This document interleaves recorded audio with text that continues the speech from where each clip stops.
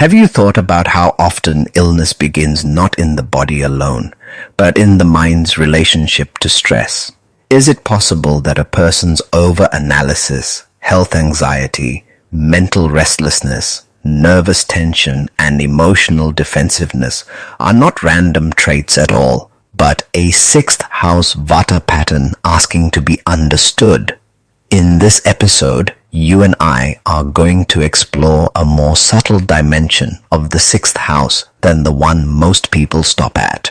Yes, the sixth house governs disease, immunity, the small intestine, hygiene, the spleen, lower waist, lower back, lower spine, adrenal patterns, and critical thought. But this teaching goes further. It shows that when Vata increases in the sixth house, disturbance does not remain physical. It also enters the field of analytical processing, worry loops, emotional instability, and stress-driven consciousness. You need to deeply reflect upon this principle. The sixth house is not only the house of disease, it is also the house of how the mind manages friction. It shows how you process threat, how you react to imperfection, how your nervous system interprets discomfort, and how repeated stress can turn thought into symptom. This slide brings out that dimension powerfully.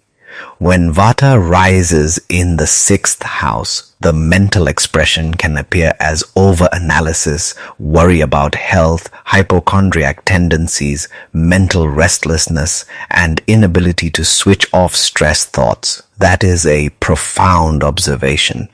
This is not simply intelligence. This is intelligence under agitation. This is the mind becoming quick, scattered, vigilant, and unable to rest inside certainty. Have you thought about how many people are not actually thinking clearly, but are trapped in a cycle of internal surveillance?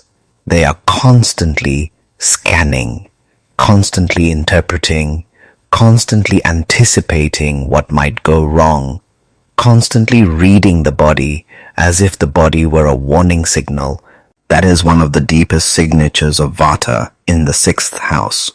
Thought becomes scattered but anxious, sharp but unstable, analytical but exhausting.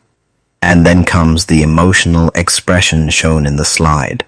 Fear of illness, hypervigilance, self-criticism, nervous tension, and irritability from fatigue. Emotion becomes unstable and defensive. This is a critical teaching for healers because it shows you that disease here is not just biochemical, it is also perceptual. The person may not only have symptoms, they may live in an emotional state that is always bracing for the next symptom that changes everything. Because now you are not simply reading a disease house, you are reading a stress-conditioned consciousness. The broader framework supports exactly this interpretation. The sixth house is explicitly connected to critical thoughts along with disease processes and immune function. In the planetary dosha model, Saturn, Rahu, and Ketu are Vata in nature, while Moon is Vata Kapha and Venus is Kapha Vata. Those are the same planets shown in the slide. So the teaching is not casual symbolism. It is pointing you toward a real interpretive cluster. Let us read those planets through the lens of this slide. Saturn intensifies chronic worry, internal pressure, fatigue, dryness, depletion, fear, and long-standing strain. It is Vata by nature and is associated with chronic complaints, nerve issues, coldness, paralysis, emaciation, and long-duration suffering. In the mental-emotional layer of the sixth house, Saturn can make a person feel that they are always carrying something heavy internally. Even when nothing dramatic is happening, the mind does not feel free. Rahu magnifies the irregularity. It brings obsession, anxiety, exaggeration, neurosis, sensory overload, and the sense that a problem may be bigger than it appears. The health notes link Rahu with abnormal increase, delusion, obsession, anxiety, toxic states, and persistent disease patterns. So in this sixth house Vata pattern, Rahu can produce health fixation, compulsive symptom checking, and a mind that cannot let go of uncertainty. Ketu works differently. It can reduce, fragment, detach, confuse, and deplete. The notes link Ketu with abnormal reduction, deficiencies, confusion, depression, dissociation, and endocrine depletion. That means the person may not only worry, they may also disconnect, become mentally fatigued, or lose coherence after long stress. Ketu in this pattern can feel like nervous burnout. Moon is especially important because it rules mind, emotions, food, bodily fluids, and psychological responsiveness. Since Moon is described as Vata Kapha, it can show the swing between anxious restlessness and emotional heaviness. So the person may overthink, then crash, worry, then withdraw, stay alert, then feel exhausted and low. This makes the emotional world highly reactive. Venus, though softer in appearance, adds another layer. Venus is Kapha Vata and is linked to refinement, bodily luster, the reproductive and urinary systems, sensuality, and the need for comfort. In a disturbed sixth house Vata pattern, Venus can show a person trying to calm distress through pleasure, soothing habits, emotional dependency, or comfort seeking, yet still not feeling regulated. There is a longing for ease, but the nervous system does not fully receive it. Now step back and look at the whole picture. What does this pattern feel like in life? It feels like waking up already tense. It feels like your mind keeps checking your body. It feels like small symptoms become large fears. It feels like overthinking steals energy from healing. It feels like fatigue makes you irritable, and irritability makes you more fatigued. It feels like you want peace, but your inner system is built for alertness.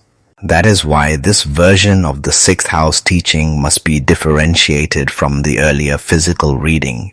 The earlier emphasis may focus on digestion, malabsorption, immunity, adrenals, lower back, or Vata symptoms in the body. This one is more psychological and emotional in its center. Here, the disease field is not just digestive or structural, it is cognitive emotional. You need to understand this clearly as a student of Jyotish Ayurveda. The same house can express through different doors.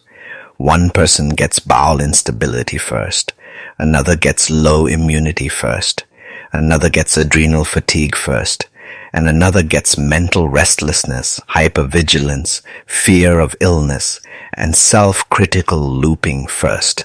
That is why the predictive framework insists on multiple corroborating factors. Disease must not be declared from one single indicator.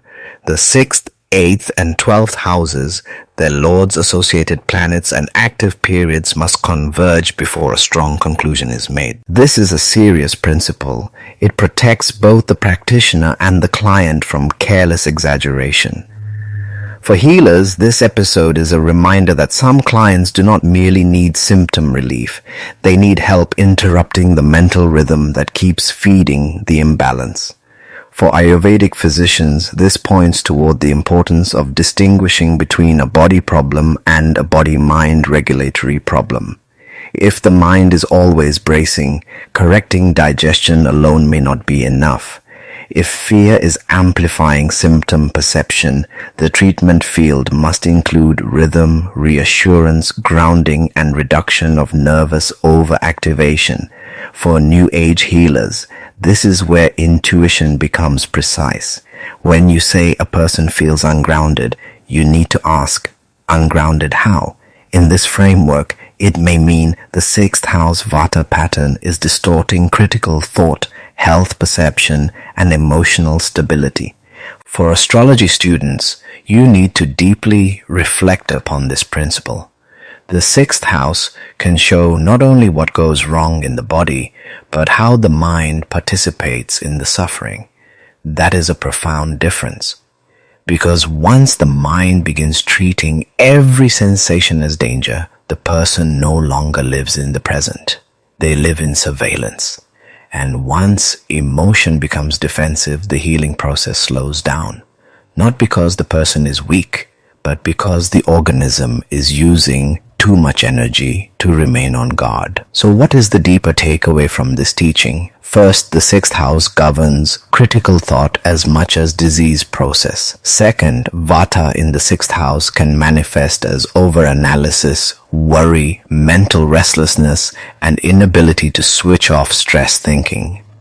Third, it can also show fear of illness, hypervigilance, self-criticism, nervous tension, and irritability born of fatigue, making the emotional field defensive rather than receptive. Fourth, the planets shown in the slide, Saturn, Rahu, Ketu, Moon, and Venus, all intensify this pattern in distinct ways through Vata or mixed Vata constitutions.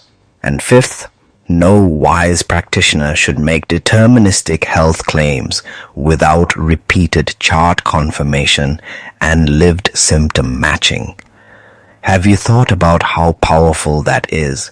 Because now the chart is not just predicting disease, it is helping you understand the inner mechanism of suffering. It is showing how thought becomes tension, how tension becomes vigilance, how vigilance becomes fatigue, how fatigue becomes irritability, and how the cycle keeps repeating unless awareness interrupts it.